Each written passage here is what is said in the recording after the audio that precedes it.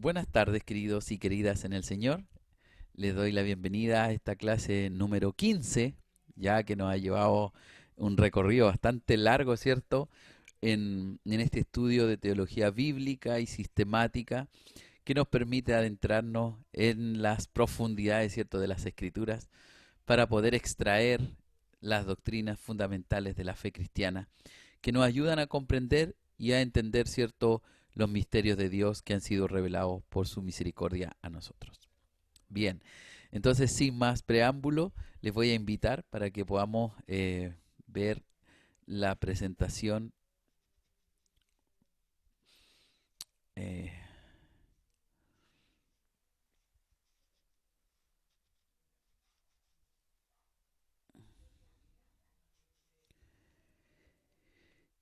y bueno, ahí tenemos, por supuesto, el objetivo principal de esta lección, ¿cierto?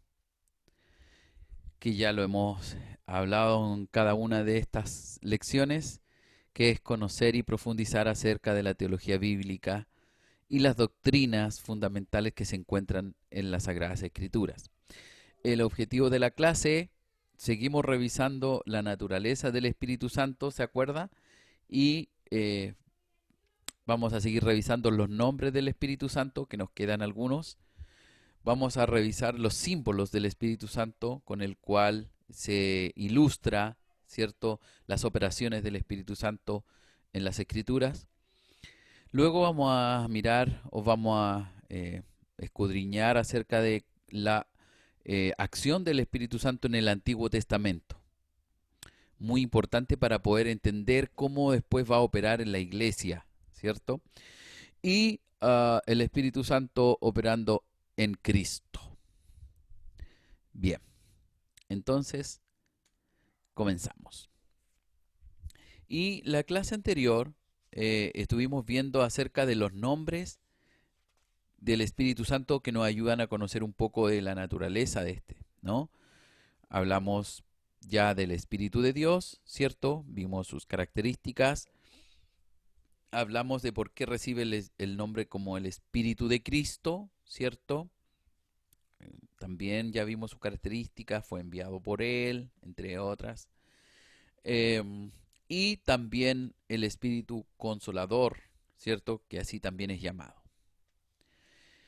Y hoy día vamos a revisar algunos nombres que nos quedaron pendientes ya y que el primero que tenemos ahí no, es el nombre principal, ¿no? Ya, el nombre principal que es el Espíritu Santo. Sabemos que es el integrante de la tercera persona de la Trinidad, ¿cierto? Como una triunidad, ¿cierto? Nosotros hemos entendido y hemos conocido el concepto de Trinidad, no como tres dioses, sino como un Dios único, ¿cierto? Compuesto en tres personas, Padre, Hijo, Espíritu Santo.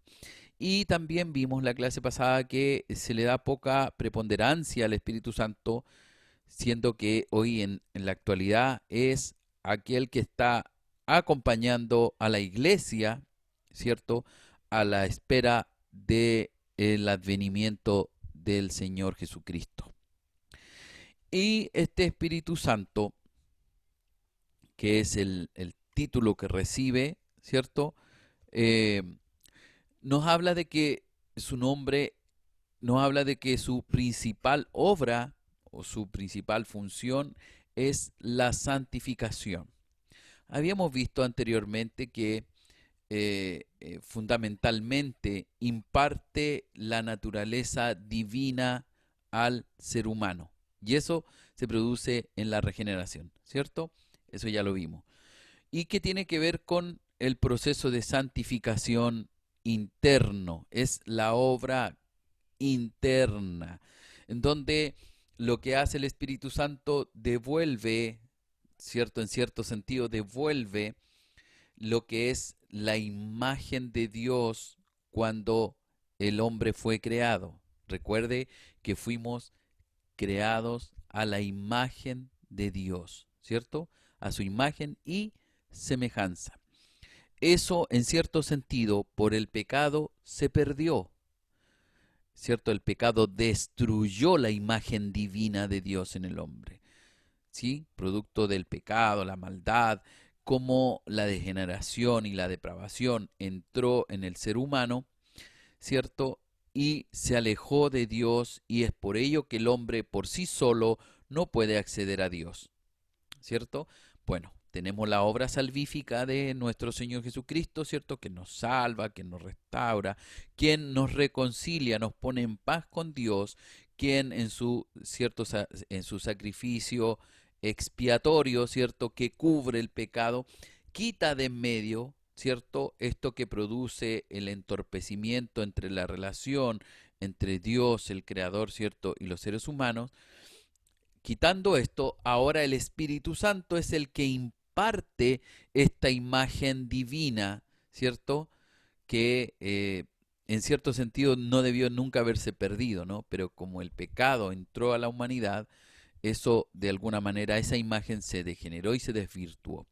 Ahora es esta obra interna en el creyente quien actúa, ¿cierto? El Espíritu Santo, la persona del Espíritu Santo actúa internamente, de alguna manera impartiendo esta imagen divina de Dios en el creyente. Y lo que hace viene a morar, ¿cierto?, en el corazón, en la vida del creyente. Y de esa manera va a proporcionar la oposición necesaria a la tendencia humana de qué? Del pecado, ¿cierto? Porque no olvide que en la naturaleza humana están allí las pasiones humanas, la tendencia humana a la rebelión, al irse afuera o lejos de Dios, ¿cierto? Está la tendencia. Pero como ha nacido de nuevo, es el Espíritu Santo quien ha proporcionado o que está proporcionando continuamente esta imagen divina, ¿cierto? Que lo que hace es, de alguna manera, es oponerse a la tendencia humana y va capacitando al creyente para tener victorias en su vida espiritual. ¿Sí? Y es allí como entonces recibe el nombre de Espíritu Santo. Lo que hizo el Señor Jesús por nosotros, ¿cierto? Que es, digamos, la obra, por decirlo así, externa. Ahora el Espíritu Santo obra o vive dentro de nosotros, transmitiendo a nuestra alma esta vida divina, ¿cierto? Que es volver a la imagen de Dios. Perfecto. También recibe como nombre el Espíritu Santo de la promesa, ¿ya? Y eso es porque en el Antiguo Testamento, en el Antiguo Pacto, ¿cierto? El Señor Dios prometió, ¿cierto? ¿Qué prometió? Que vendría sobre toda carne, que sería derramada sobre toda carne, el Espíritu de Dios. Entonces es el Espíritu Santo de la promesa. Y eso está en Joel capítulo 2, versículo 28. Dice, después de esto, derramaré mi espíritu sobre toda la humanidad. Sus hijos e hijas profetizarán, los ancianos tendrán sueños y los jóvenes tendrán visiones. Ya, eso es un poco la profecía de Joel y es una de las bendiciones futuras, ¿cierto?, del Antiguo Testamento respecto del Espíritu Santo. Ya no sería solamente en el profeta, sino sería en todos aquellos quienes eh, han creído, ¿cierto? Y reciben la bendición de Dios y reciben de Dios la promesa. Antiguamente estaba la concepción en el antiguo pacto de que el Espíritu solo estaba en el profeta o en la persona a quien Dios estimaba que fuera el mensajero. Aquí la promesa es que ahora el Espíritu Santo sería derramado sobre toda carne. ¿Ya? Y es allí en Joel capítulo 2, versículo 28, quien de alguna manera nos muestra esta promesa en el Antiguo Testamento. ¿Por qué también se le considera al Espíritu Santo la promesa? Porque también es la prerrogativa del Mesías. No olvide usted que el Mesías, ¿cierto?, era el que salvaría al pueblo de sus pecados, el Mesías prometido, el ungido de Dios, ¿cierto? Entonces, la prerrogativa del Mesías es la que, de alguna manera, está prevista en las profecías del Antiguo Testamento. Tenemos Ezequiel 36, 27, el mismo Joel que ya dimos lectura, ¿cierto? Es que el Mesías de alguna manera iba a impartir el Espíritu Santo, ¿ya? Y fue así como el Señor Jesús también lo reclamó para sí cuando dijo en Lucas 24, 49, he aquí yo enviaré la promesa de mi Padre sobre vosotros, ¿ya? Entonces es la prerrogativa del Mesías, es aquello que el Mesías iba a concretar o ejecutar una vez que él estuviera, ¿cierto?, en plena misión en plena culminación de su misión aquí en la tierra. Entonces, ya previo a eso, en el Antiguo Testamento ya nos hablaba o nos declaraba acerca de esas prerrogativas que le corresponderían al Mesías y que Cristo las reclamó para sí estando en su ministerio terrenal. Bien, también tenemos como nombre del Espíritu Santo el Espíritu de verdad, ¿ya? Y el Espíritu de verdad tiene que ver con las promesas, ¿cierto? En cuanto a que Dios, de alguna manera, iba a mostrar a su Hijo, iba a revelar a su Hijo, a quien, ¿cierto?, salvaría el pecado, salvaría al mundo de sus pecados. Este Espíritu de verdad lo que haría en las personas iba a revelar al Hijo. Si nosotros pensamos brevemente, el propósito de Jesús era revelar al Padre, ¿cierto? ¿Y por qué? Porque nadie podía conocer al Padre sino alguien que hubiese estado con Él. El único que podría comunicar las verdades del Padre era alguien que conociera al Padre y hubiese estado en contacto con Él. De esa manera, Cristo revela al Padre y nos muestra, ¿cierto?, a través de su palabra, lo que el Padre quiere que nosotros sepamos. Ahora, cuando hablamos del Espíritu de verdad, de alguna manera nos está diciendo que es ahora el Espíritu quien nos va a revelar al Hijo, ¿ya? Y eso sería como que en el fondo el Espíritu Santo es el intérprete de Jesús, cuando Él nos enseñó, cuando Él nos mostró su palabra. Y está, por ejemplo, lo podemos ilustrar, por ejemplo, cuando miramos una pintura, ¿ya? Eh, Quizás nosotros podemos mirar el color, la forma en que está la pintura hecha, eh, pero quizás no podríamos entender en profundidad el significado o lo que quiso decir el pintor cuando lo hizo. Entonces, para ello, ¿qué es lo que necesitamos? Un especialista en pintura. Alguien que tenga que ver con, que sepa de los colores, las combinaciones de los colores, las líneas, los trazos, ¿cierto?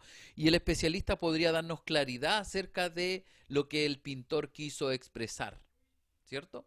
Bueno, entonces aquí el Espíritu Santo es ese intérprete, ese que nos va diciendo, o nos va mostrando, o nos va revelando cuál fue el propósito de Cristo, el propósito de su misión.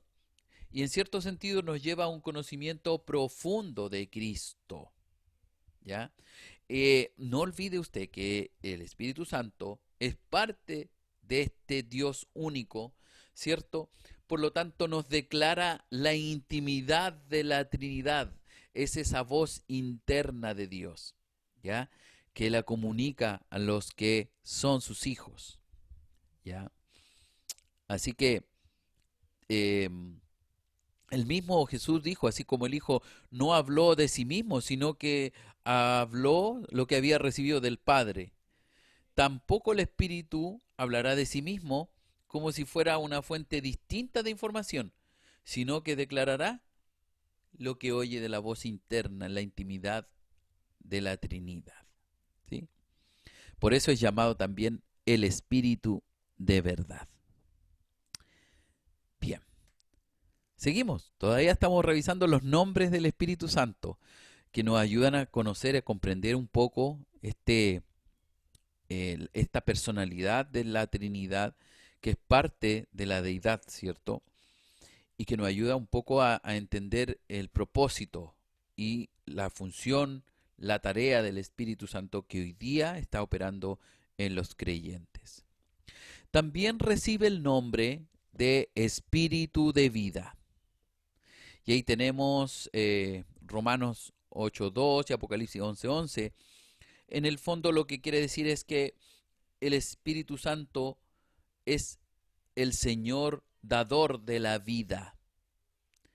Es el que sustenta tanto la vida humana como la vida espiritual, ¿ya? Cuya función especial es la preservación de la vida natural y, por supuesto, fundamentalmente la vida espiritual. Y es por ello que se le considera o se le denomina el espíritu de vida. Es el sustentador, ¿sí?, que otorga vida al ser humano. También se le conoce como el espíritu de gracia, ¿sí? ¿Por qué? Porque este espíritu es el que da la gracia para que el hombre pueda arrepentirse, pueda transformar su manera de pensar. De alguna manera, cuando el Espíritu Santo nos constriñe, cuando está allí con nosotros, o cuando en algún momento hay algo que estamos expuestos nosotros al pecado, de alguna manera, es el Espíritu de gracia quien nos pone en alerta, es aquel que nos despierta los sentidos espirituales para poder, de alguna manera, santificarnos, ¿ya? Ahora, el que se resiste al Espíritu de gracia, como lo puse ahí, como lo escribí, sería trágico, sería fatal resistir el Espíritu de gracia, porque ese es el que nos convence, ese es el que nos lleva al arrepentimiento, ese es el que nos lleva hacia la búsqueda del Salvador, es quien nos conduce, ¿cierto?, a la búsqueda. Entonces, resistir al Espíritu de gracia sería como aislar voluntariamente la misericordia de Dios. Y yo creo que nadie quisiera aislarse de la misericordia de Dios. Al revés, queremos estar bajo la cobertura continua de su misericordia, ¿cierto? Por lo tanto, el Espíritu de gracia es a quien no debemos resistir jamás, ¿ya? Eso ahí está en el libro de Hebreos 10:29. Usted puede revisarlo, ¿no? 10:29 de Hebreos dice: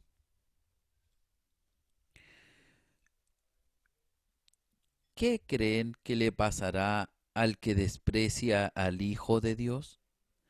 Es seguro que recibirá mayor castigo por considerar la sangre de Cristo una porquería. Esa sangre que estableció el nuevo pacto lo había purificado de sus pecados. Por eso recibirá un castigo peor por insultar al Espíritu que nos demuestra el generoso amor de Dios. ¿Te fijas? De alguna manera se podría considerar que sería este pecado imperdonable, ¿ya? Cuando uno resiste al espíritu que lo lleva a, que lo conduce al arrepentimiento, resistir este espíritu de gracia sería fatal, ¿ya? Eso es un poco lo que nos dice Hebreos 10:29. También recibe el espíritu de adopción, ¿ya? Cuando una persona es salvada, no solo se le da el nombre del hijo de Dios, sino que además es adoptado a la familia divina, ¿ya? Es aceptado y es adoptado a la familia divina. Pero además también recibe dentro de su alma la conciencia de que es participante de la naturaleza divina. Eso usted lo puede revisar en Romanos 8:15.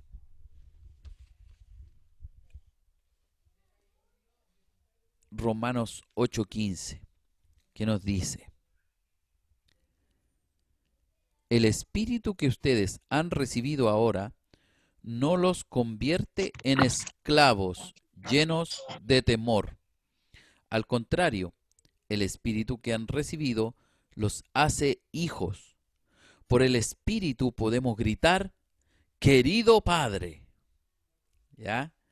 Por lo tanto, el mismo espíritu nos da testimonio a nuestro espíritu de que somos hijos de Dios. Maravilloso, ¿no? Y es por eso que el Espíritu Santo también recibe el nombre de Espíritu de adopción. Bien, y hasta ahí tendríamos los nombres del Espíritu Santo que nos ilustran, nos ayudan de alguna manera a conocer la naturaleza del Espíritu Santo, cómo es en sí. Bien, pero hay otros elementos que también nos ayudan a conocer, pero más que su naturaleza o su esencia, nos ayuda a entender sus operaciones, cómo opera, ¿sí? Y qué son los símbolos. Y tenemos en la Escritura algunos símbolos, ¿cierto?, que nos van de alguna manera ilustrando o nos van revelando, ¿cierto?, las profundidades acerca de la obra maravillosa del Espíritu Santo. Una de ellas es, o uno de los símbolos, es el fuego, que nos ilustra pureza, limpieza, el celo producido por la unción del Espíritu Santo, ¿ya? Y ese celo principalmente estaba asociado al carácter, ¿cierto? Al carácter santo de nuestro Dios, ese carácter poderoso que lo hace ser único ante todos. Y ahí está Isaías 4:4, que nos dice: cuando el Señor haya lavado con espíritu de juicio y fuego las impurezas de las hijas de Sión, el Señor creará una nube de humo durante el día y un esplendor de fuego brillante durante la noche. Estarán sobre todo el monte de Sión y sobre la asamblea reunida. Por encima de todos habrá una carpa. Los protegerá del calor durante el día y les servirá de refugio y cobijo ante las tormentas y la lluvia. Maravillosa la promesa que de alguna manera Israel tuvo, ya la tuvo, pero es una promesa futura, mejor y feliz, que vislumbra Isaías sobre la nación. Y que eso nos muestra, la nación de Israel, y que eso de alguna manera también nos muestra cómo operó el Espíritu Santo en el Antiguo Testamento, ¿cierto? Aquí específicamente en el momento, en el instante en que Israel, ¿cierto?, fue sacada de la esclavitud de Egipto y que atravesó por el desierto. Un desierto muy álgido, muy difícil tal vez de contener, pero que fue acompañado del Señor. Pero allí es que el Espíritu recibe de alguna manera el símbolo de el fuego por el celo de Dios, de la limpieza, de la pureza, pero aquí también nos revela el cuidado que Dios tenía por su pueblo y que de hecho aún lo sigue teniendo, ¿no? También el Espíritu Santo es comparado con el fuego en el sentido de que calienta, ilumina, purifica y se propaga. Y ahí tenemos otra cita que está en Jeremías capítulo 20 en el versículo 9 que dice, yo dije, ya no anunciaré más de ti las quejas de Jeremías. No volveré a hablar en su nombre, pero su mensaje dentro de mí se convierte en un fuego ardiente que me cala hasta los huesos.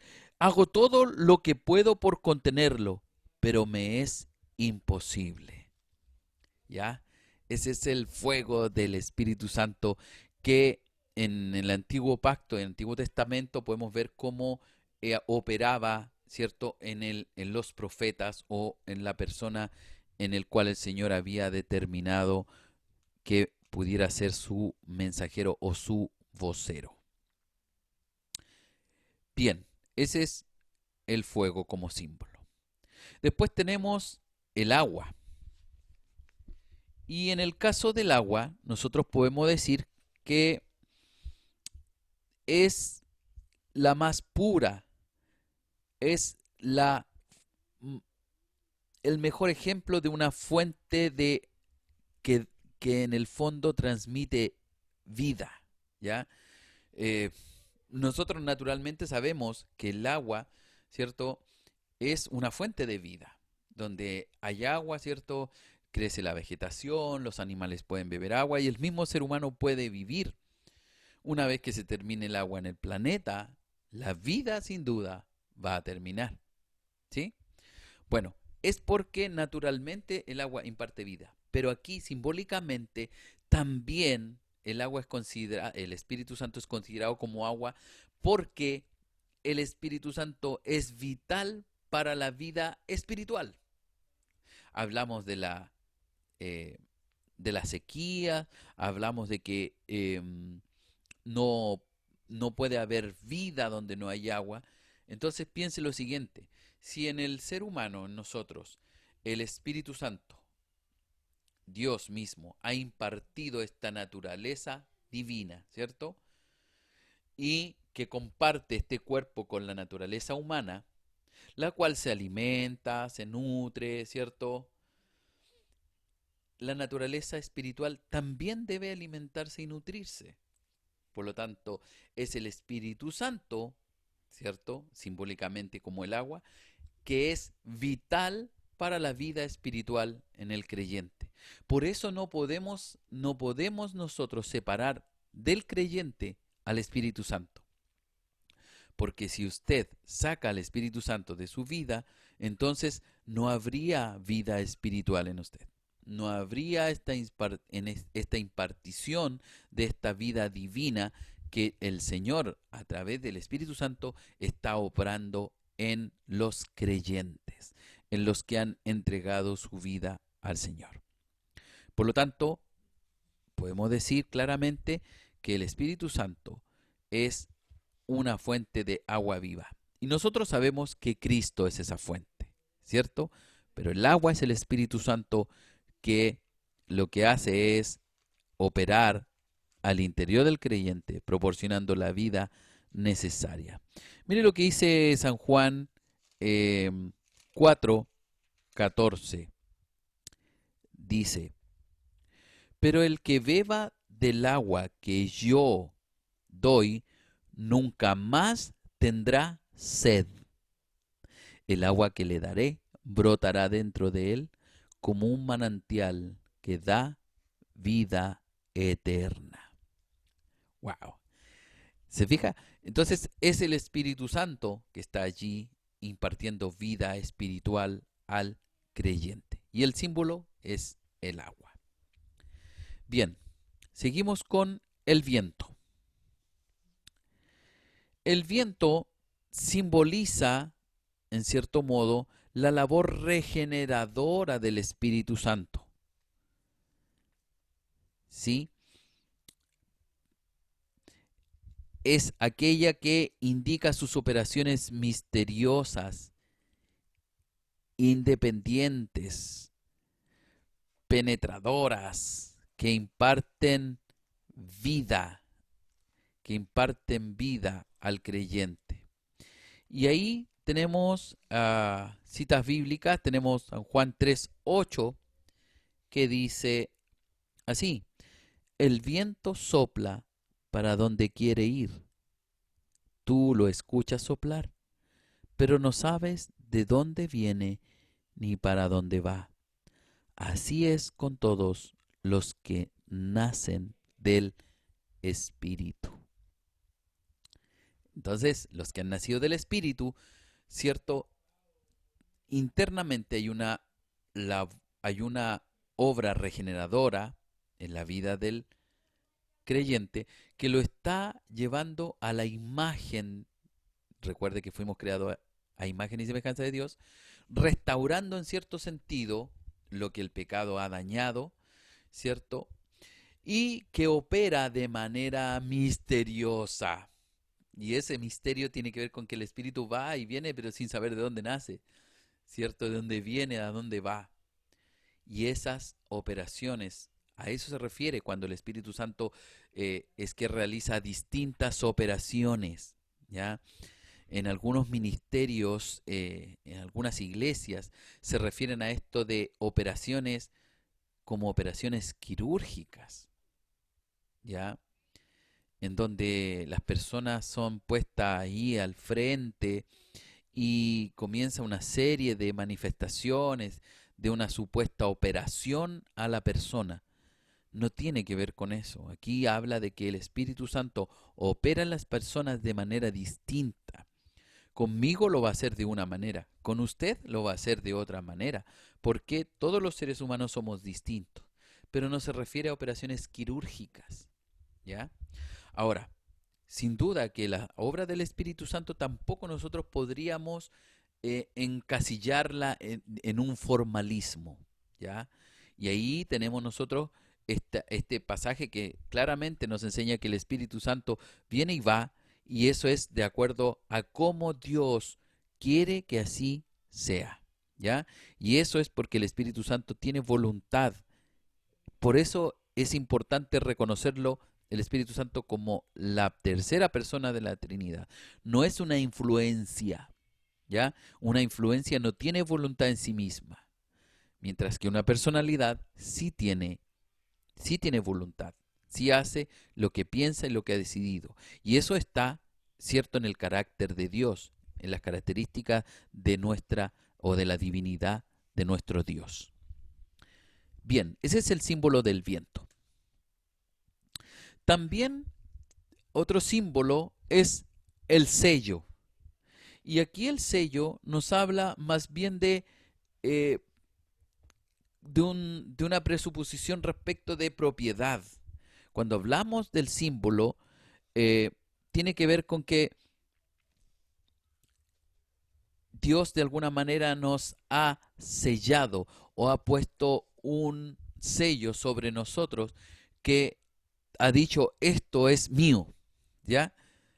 Eh, es como cuando se firma algo que a uno le pertenece, ¿cierto? Y eso es signo o símbolo de propiedad.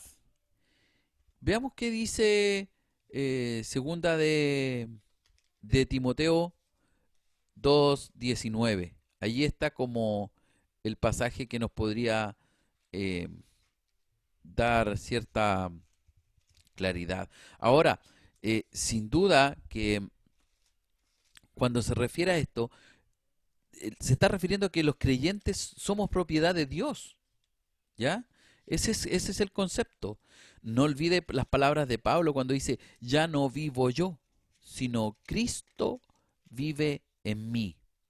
Segunda de Timoteo, capítulo 2, versículo 19. A pesar de eso, Dios ha construido una base sólida que continúa firme, en la que se encuentran escritas estas palabras: el Señor conoce a su pueblo, y todo el que dice que pertenece al Señor debe apartarse de la maldad. ¿Se fija? Pertenece al Señor. Y aquí este ah, es la idea de que el creyente es propiedad de Dios. Entonces, en ese sentido, el Espíritu Santo es sello. Hemos sido sellados como su propiedad. Pero también está la idea, ¿cierto?, asociada de que em, tenemos seguridad. El Espíritu inspira la tranquilidad y la seguridad en el corazón del creyente. El Espíritu Santo constituye las arras o un anticipo de nuestra herencia en los cielos, ¿ya? En cierto sentido nos da una seguridad de la gloria venidera que en nosotros ha de manifestarse, dice el apóstol Pablo. Y ahí tenemos un pasaje en Romanos 8:16. ¿Qué nos dice Romanos 8:16? El Espíritu mismo le habla a nuestro espíritu y le asegura que somos hijos, hijos. Le asegura que somos hijos de Dios. Entonces, en cierto sentido, este sello no solo nos habla de propiedad, que le pertenecemos a Dios, sino que como le pertenecemos a Dios, estamos seguros bajo el hueco de su mano. Estamos allí de alguna manera ya como embalados para irnos a la patria celestial. Gloria a Dios. ¿Ya? Esa es un poco la figura del sello como símbolo del Espíritu Santo. También tenemos como sello,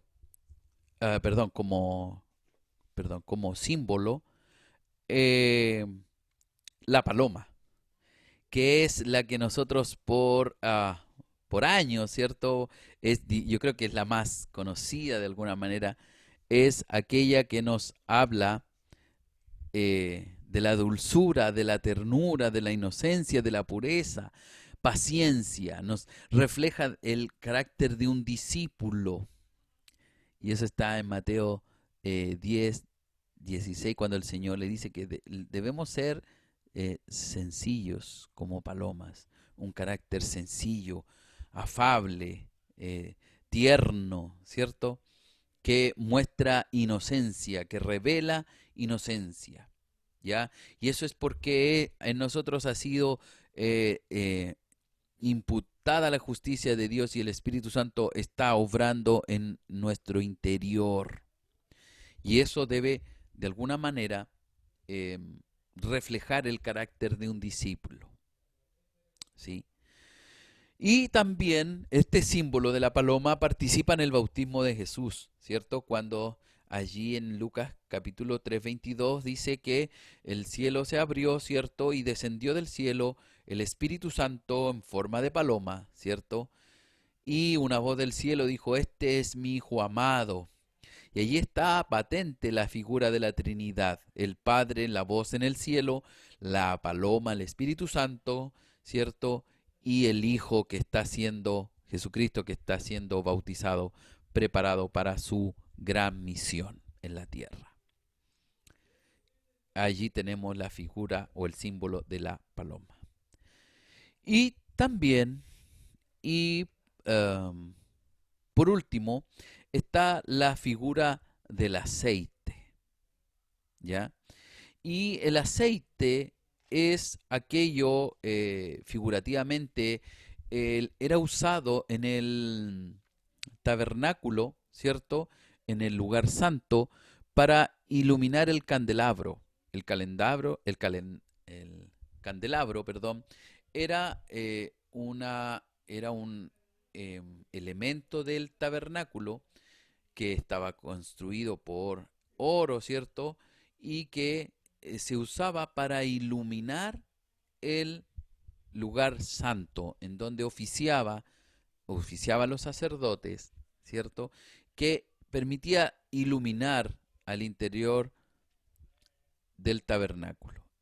Y el aceite era aquello que daba la luminosidad a esta lámpara eh, que se utilizaba allí en el candelabro, ahí en el lugar santo. Entonces está la figura de iluminar, ¿sí? De alumbrar, de dar luz. Pero también está el que con el aceite se curaba, se sanaba las heridas, ¿ya? Usted puede revisar el libro completo de Levíticos y va a ver todo lo que tiene que ver con los sacrificios. Tiene que ver todo con el tema de la de cómo los sacerdotes oficiaban y cómo el aceite era usado en distintas situaciones, tanto en enfermos, ¿sí?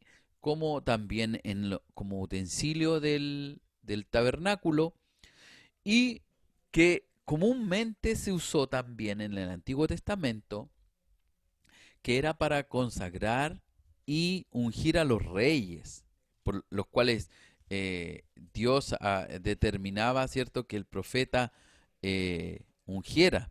Y tenemos el caso de Primera de Samuel 10:1, cuando es ungido Saúl, ya Samuel el profeta consagra a Saúl.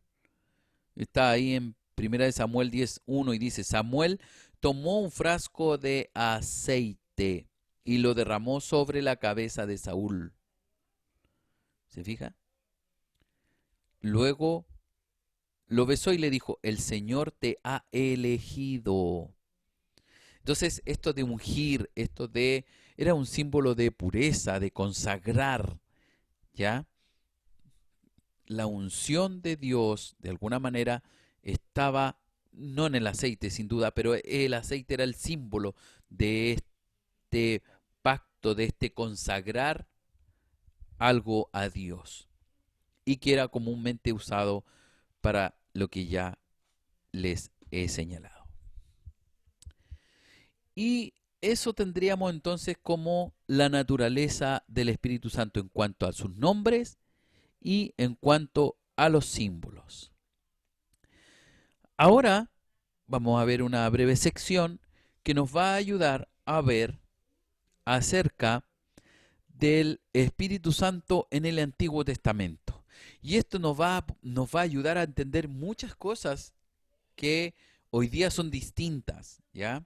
Y que tal vez en algunos casos se malentiende o se malinterpreta.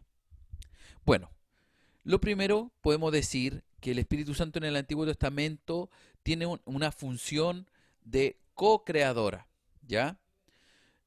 Por cuyo poder el Espíritu Santo fue creado el universo. Y eso está ahí en el Génesis, en el capítulo 1, en el versículo 2, y dice así: reinaba el caos y no había nada en ella. El abismo estaba sumido en la oscuridad y el Espíritu de Dios aleteaba sobre las aguas. ¿Ya? Entonces allí, a través del Espíritu de Dios, tiene una función o una tarea, por decirlo así, creadora. El Espíritu Santo es la tercera persona de la Trinidad, por cuyo poder el universo fue creado. Este se movía sobre la faz de las aguas y compartía así la gloria de la creación.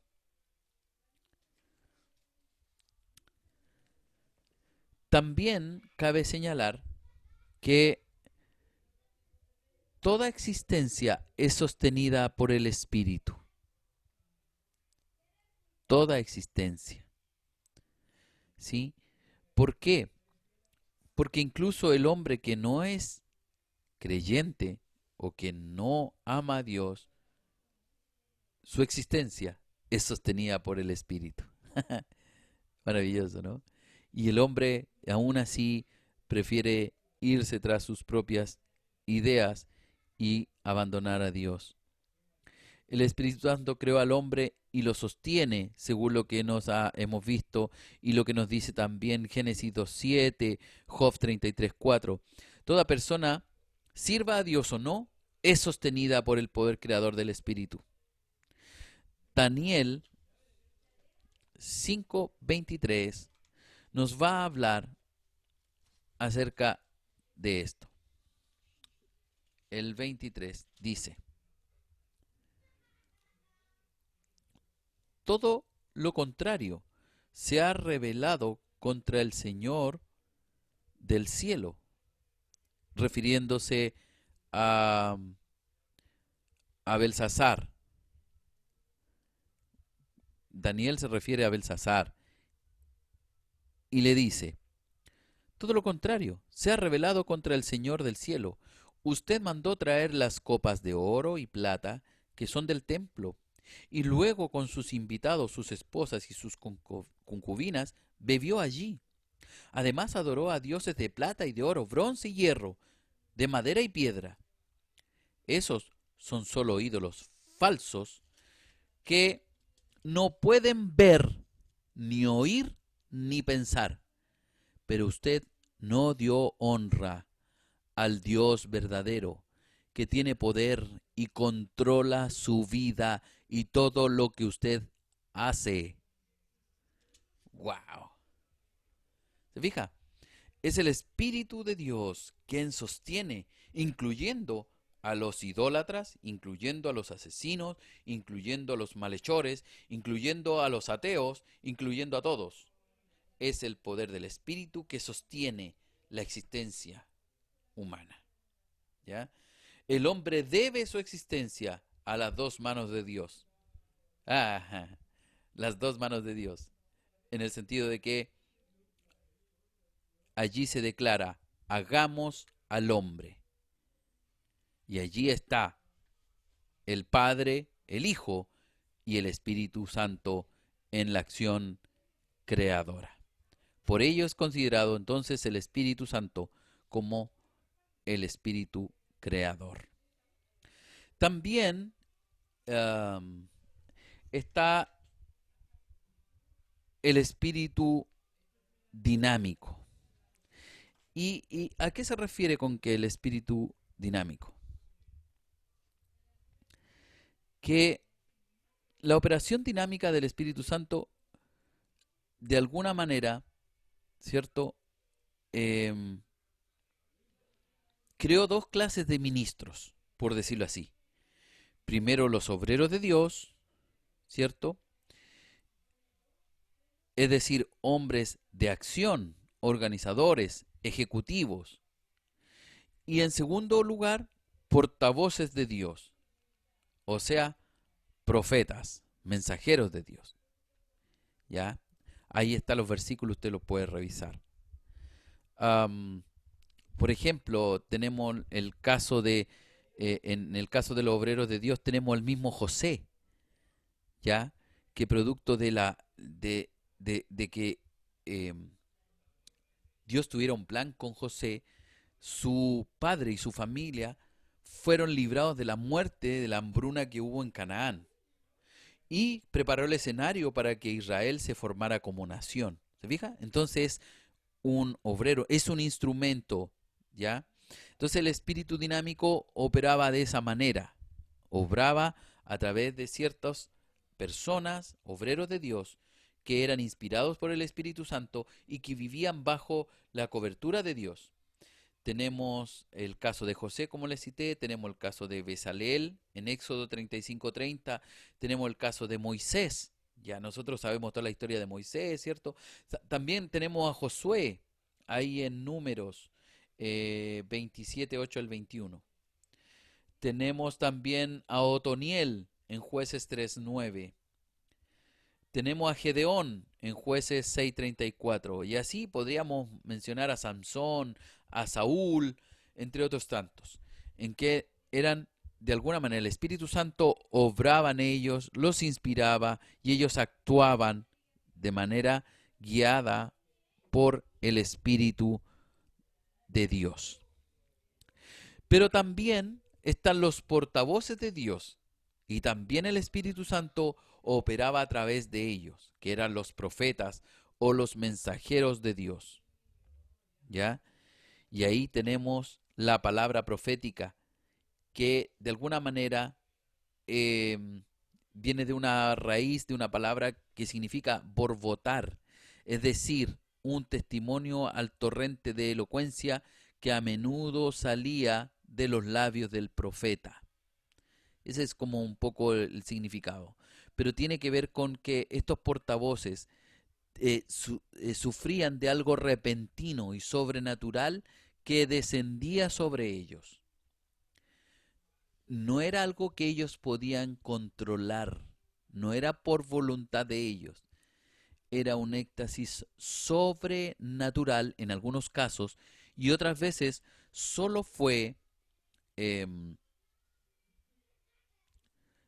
la palabra de Dios, de alguna manera, que era revelada a través de alguna iluminación sobrenatural en la mente, como recordar algún mensaje divino, como recordar algunas eh, eh, alegorías o ilustraciones que llevaban a entender una verdad espiritual, ¿ya? Entonces, en el Antiguo Testamento el Espíritu operaba, ¿cierto? Cuando hablamos del espíritu dinámico, operaban los obreros de Dios, ¿cierto?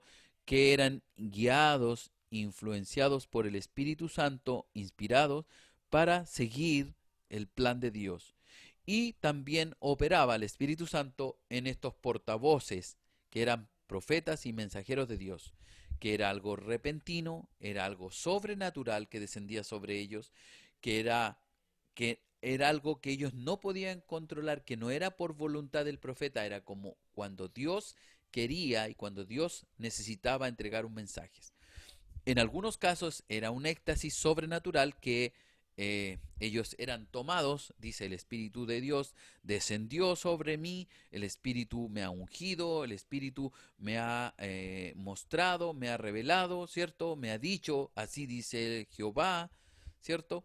Y de esa manera ellos podían transmitir este mensaje. Y en otras ocasiones era que Dios simplemente revelaba o iluminaba situaciones en la mente de los profetas y estos como recordatorios luego los escribían y los revelaban. ¿Sí? Es importante entender porque es así como operaba en el Antiguo Testamento. No olvide que hasta aquí la promesa del Espíritu Santo no ha sido derramada sobre toda carne. En el Antiguo Testamento solo operaba en los obreros de Dios o portavoces de Dios, no en toda carne. Bien. También en el Antiguo Testamento se considera el espíritu regenerador, ¿ya? Y lo primero que tiene que ver con ello es que se despliega actividad del espíritu, pero no es recalcada, no se, no se da énfasis, por decirlo así, ¿ya? Am, Nos habla, por ejemplo, la referencia al Éxodo y a la vida en el desierto, eh, cuando el profeta dice que Israel contristó al Espíritu de Dios, ¿ya? Hace menciones a ciertas cosas, ¿no? Por ejemplo, en el caso de Nehemías, enviaste tu buen espíritu para enseñarles, ¿ya? Hace referencia al espíritu como fuerza bienhechora de carácter moral. Eso usted lo puede, y puse la cita yo para que usted lo pueda revisar, Nehemías 9:20, Salmo 51:11, 143:10. Allí en el Salmo también David reconoció que el Espíritu estaba en todas partes, examinando el camino de los hombres y proyectando la luz de Dios en los sitios más recónditos de sus vidas. Ahí tenemos el caso de David, ¿cierto? Que a causa de su pecado, ¿cierto? David oró que el Espíritu Santo, la presencia santificadora de Dios, que ejerce el Espíritu, no fuera quitado de él. Eso está en el Salmo 51:11. ¿ya? Pero, sin embargo, así no se recalca o no se pone tanto énfasis en la labor del Espíritu Santo en este sentido en el Antiguo Testamento, ¿ya? Em, el nombre Espíritu Santo solo ocurre 3 veces en el Antiguo Testamento y 86 en el Nuevo Testamento. Eso nos da una idea un poco acerca de las operaciones del Espíritu que eran distintas, ¿ya? Que eran muy distintas y que tiene que ver un poco con lo que ya hemos señalado, ¿no? Que su principal misión o función está una vez que Cristo fue ascendido. Por lo tanto, esto es una operación netamente posterior a la obra del Mesías, ¿ya? Por eso es que aquí en el Antiguo Testamento como que no se recalca mucho su función, ¿sí? Bien, también tenemos su derramamiento general es una bendición futura. Eso sí, o sea, si nos paramos en el Antiguo Testamento, cuando hablamos del derramamiento del Espíritu Santo, va a ser una bendición futura. Y ahí tenemos, ¿cierto?, a Joel, que ya di lectura, ¿cierto? Entonces derramaré mi espíritu sobre toda carne. Pero Joel es un profeta del Antiguo Testamento. Todavía el derramamiento no había venido. Y se va a cumplir, ¿cierto?, allí en Pentecostés, muchos años después, muchísimos años después. Entonces, el derramamiento general es una bendición futura. También tenemos su relación con la venida del Mesías, ¿ya? Y eso tiene que ver con que sería el clímax de la venida del Mesías, ¿ya? El espíritu regenerador, que vivificaría al ser humano, quien ha sido ungido para traer libertad, ¿cierto?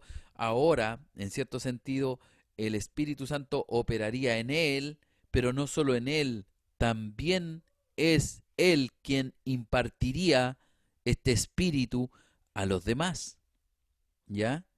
Entonces podemos ver nosotros que este Mesías es el gran vínculo entre el Espíritu Santo es el gran vínculo entre Dios, el Espíritu Santo mismo, ¿cierto?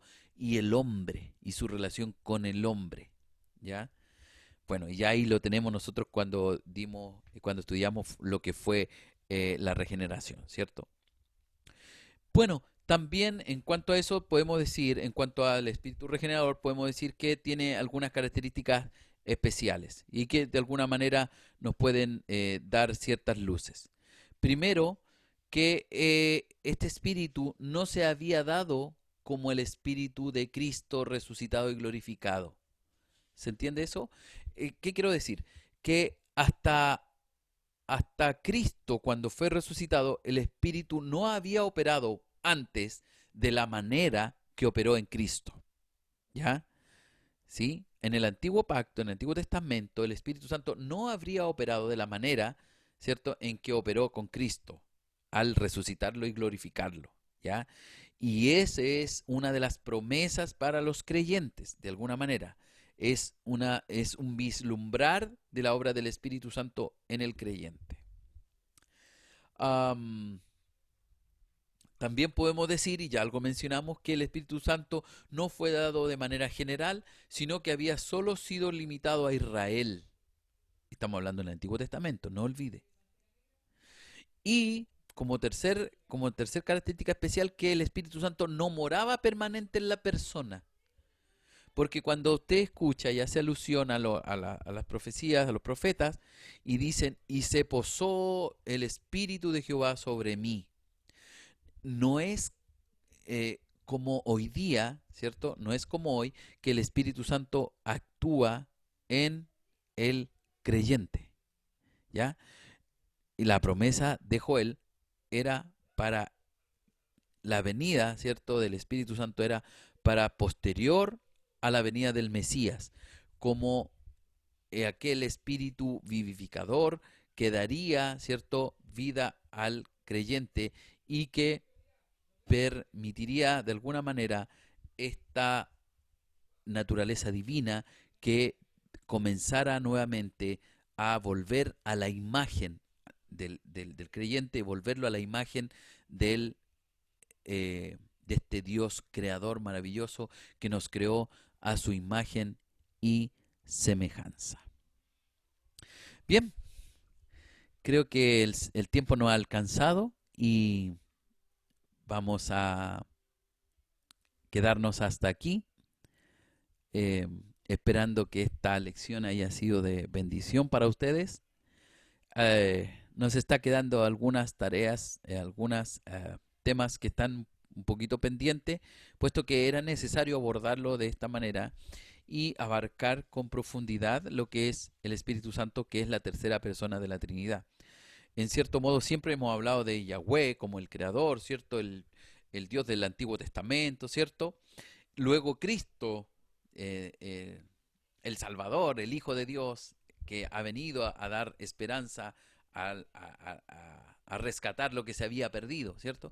Pero poco énfasis se le hace al Espíritu Santo como la tercera persona de la Trinidad, ¿cierto? Que es parte de nuestro Dios, Dios en una unidad compuesta, ¿sí? Para que no nos confundamos. Nunca hablamos de tres dioses, ¿ya? Siempre hemos hablado de un solo Dios en tres personas, cada uno con sus características y particularidades que lo hacen un Dios único, ¿ya? Perfecto. Y que hoy día, hasta hoy día hemos estado revisando, ¿cierto? Características fundamentales del Espíritu Santo, el Espíritu de Dios que vivifica al creyente. Bien, que el Señor les bendiga grandemente. Agradezco al Señor por esta oportunidad y a ustedes de que están allí y que estamos juntos, ¿cierto? Aprendiendo y conociendo de estas doctrinas fundamentales de la fe cristiana. Que el Señor les bendiga grandemente y nos encontramos, si Dios quiere, el próximo sábado. Bendiciones.